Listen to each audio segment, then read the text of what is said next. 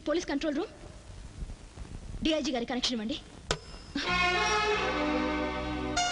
Rascal, ఎందుకు line cut చేస్తావు? Madam, నేను చెప్పేది విన్న తర్వాత మీరు ఏమైనా చేయండి. ఆ రోజు పోలీస్ స్టేషన్ లో చెప్పాను, మీరు నమ్మలేదు. మళ్ళీ చెప్తున్నాను, ఆ రోజు మేయర్ని చంపింది అశోక్ గారు కాదు, అది నోర్మి. పిల్లికి ఎలక్ సాక్షి ఎన్నిసార్లు చెప్తావరా? నేను చెప్పేది నిజం మేడం. ఆ రోజు మేయర్ని హత్య చేసింది ఎవరో కాదు, మీ డిఐజీ గారే. డిఐజీ ప్రకాష్ రావు గారా? మా తాతయ్యని, సాంబయ్యని కూడా అతనే చంపాడు. ఇప్పుడు నన్ను కూడా చంపాలని చూస్తున్నాడు. ఒక పెద్ద పోలీస్ ఆఫీసర్ ఇదంతా చేశాడా? అబద్ధం. నిజం. నేను నమ్మను. ఇన్స్పెక్టర్, నువ్వు నమ్మినా నమ్మకపోయినా వాడు అసలు రూపం అదే. కాకి బట్టల్ని, అధికారాన్ని, నీలాంటి వాళ్ల సిన్సియారిటీని ఆధారంగా పెట్టుకుని నిలువునా గోతులు తీస్తూ నీతిగల ఆఫీసర్గా చలామణి అవుతున్నాడు. ఒక్కసారి నీ ఉద్రేకాన్ని పక్కకు నెట్టి ఓసరి వెళ్లి రంగు ఎలా మారుస్తుందో చూడు. May I come in sir? Basavappa గౌడకు సంబంధించిన కొత్త వివరాలు కలెక్ట్ చేశాను sir. So, you're still on that point. Yes, DIG here. చింటూని మాట్లాడుతున్నాను. ఎక్కడి నుంచి? అది నీకు అనవసరం.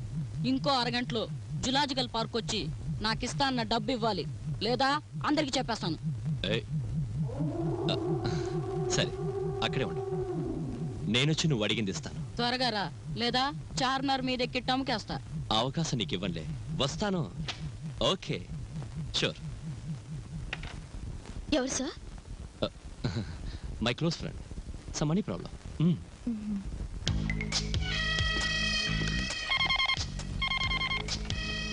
హలో, చూసారా మేడం, ఇప్పుడు డిఐజీకి ఫోన్ చేసింది నేనే. వాడి దొంగ మొహం మీరు చూసే ఉంటారు అనుకుంటాను. ఇంకో అరగంటలో వాడు జులాజికల్ పార్క్ వస్తాడు, కావాలంటే మీరే వచ్చి చూడండి. సరే, ఉంటా. ఎవరు? My close friend. Same money problem. Oh, both of us are in problems. Well, I think I will solve my problem. I will clarify my problem.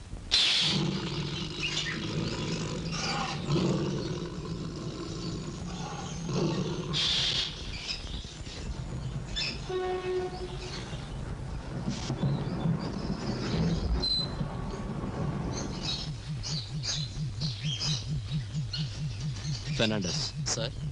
వాడు జీబ్రా బ్లాక్ లో ఉన్నాడు. Yes. Finish him within minutes. Okay sir.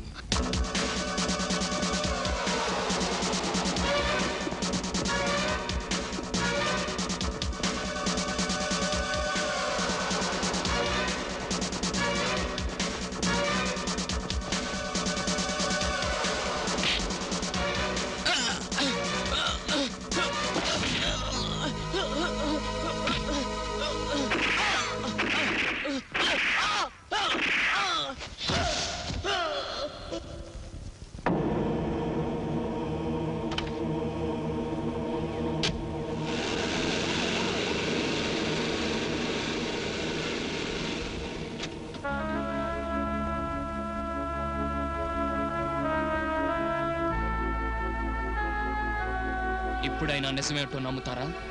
కాకి బట్టలు వేసుకున్నది మీలాంటి sincere ఆఫీసర్లే కాదు, వాటి వెనక మేకతోలు కప్పుకున్న పులులున్నారని అర్థమైందా? దొంగ ఎంత కిరాతకుడైనా నష్టం లేదు, కానీ ఆ కిరాతకాన్ని అరికట్టే చట్టమే అరాచకం అయితే దొంగలకు మాకు తేడా ఏమిటి? ఆ నిజం నమ్మటానికి ఒక పసి ప్రాణం బలి కావాల్సి వచ్చింది.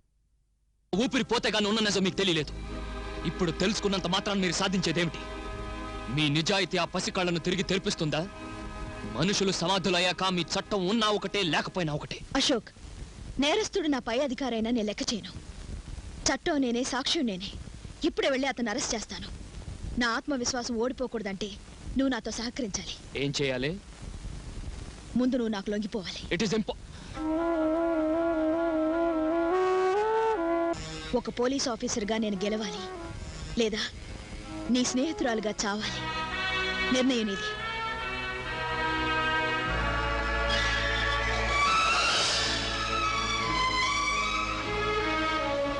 అశోక్, ఒక పోలీస్ ఆఫీసర్గా ఈ రోజు నిన్ను అరెస్ట్ చేసింది నేను గొప్పదానని నిరూపించుకోవడానికి కాదు, నువ్వు మరో నేరం చేయకూడదని. సంకెళ్ళు వేయడం వరకే మీరు చేయగలిగింది, కానీ ఈ రోజు నేను చేయాలనుకున్నది ఆపడం ఎవరి తరం కాదు. క్యాలెండర్లో 31వ తారీఖు జరగడానికి ఇంకా 10 గంటల టైం ఉంది. ఒక స్నేహితురాలుగా ఈ 10 గంటల అవకాశాన్ని ఇవ్వడానికే నేను నీకు లొంగిపోయింది. ఈ గడువులోగా నువ్వు సాధించకపోతే ఈ కటకటాలు, ఈ జైలు గోడలు, మీ లా అండ్ ఆర్డర్ ఏవీ నన్ను ఆపలేవు. నా మంచితనాన్ని, న్యాయాన్ని, ఆత్మీయుల్ని కాల్చి నన్ను శత్రువుగా చేసింది ఈ రోజు. అందుకే నా శత్రువుల జీవితాలకు కూడా ఈ రోజు ఆఖరి రోజు కావాలి. Nobody can stop me. Remember inspector, you have only 10 hours.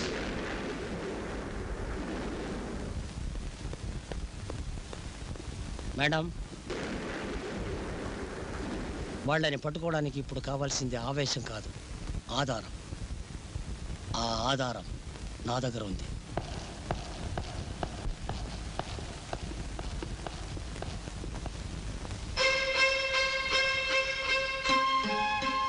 ఇతను బ్రతికే ఉన్నాడా? అందరూ వీడు చచ్చిపోయాడు అనుకున్నారు. కొన ఊపిరితో ఉన్న వీడిని నేను తీసుకొచ్చి బ్రతికించాను. ఈ విషయం డిఐజీ వాళ్ళెవరికీ తెలియదు, తెలిస్తే చంపేస్తారు. మేడం, మా సాంబయ్యని చంపింది డిఐజీ గాడిని నాకు తెలుసు, కానీ ఏ ఆధారం లేకుండా నేనేం చేయగలను? ఆఫ్టర్ ఆల్ పోలీస్ని. ఇప్పుడు ఆధారం మీ ముందుంది, వాళ్ళని మాత్రం విడిచిపెట్టకండి ప్లీజ్. అయ్య బాబోయ్, అది ఆడది కాదురా నాయను, కంచు బొత్తాలది. Correct sir. నువ్వు చెప్పలేదని. నువ్వేం చెప్పలేదురా? వచ్చావా? ఖర్చు మొత్తం నా అకౌంట్లో రాసి ఆయన సగం సంపద రాసేవాడురా. ఆఖరి ఊపిరితో ఆడితో సంతకం పెట్టించుకుంది. మన ఊపిరి తీయడానికి ఇప్పుడు అరెస్ట్ వారెంట్తో వస్తుంది. అంత తాపీగా పై పెట్ట పీల్చగలుగుతున్నారా బాబు? వెంకటరత్నం. వెంకటరత్నాన్ని అడుగుతున్నాను, చెప్పు. నేనెవ్వరికీ సమాధానం చెప్పుకోవాల్సిన అవసరం లేదు. అది కాదయ్యా, అసలు ఆడు దీనికి లొంగిపోవడం ఏంటి, ఇది ఆడిని బొక్కలో వేయడం ఏంటి? ఇదేదో ఏళ్ళు చూపించి ఏర్లు కొరికేసే ప్రయత్నంలాగా ఉందని నా అనుమానం. నేను అగ్నిపర్వతం లాంటి వాడిని. నా దగ్గరికి వచ్చిన వాళ్ళు మసైపోతారు. సెల్లో వాడి సంగతి నేను చూసుకుంటాను. ఇక్కడేం జరిగినా అన్ని విధాలుగా సిద్ధంగా ఉండాలి. లైఫ్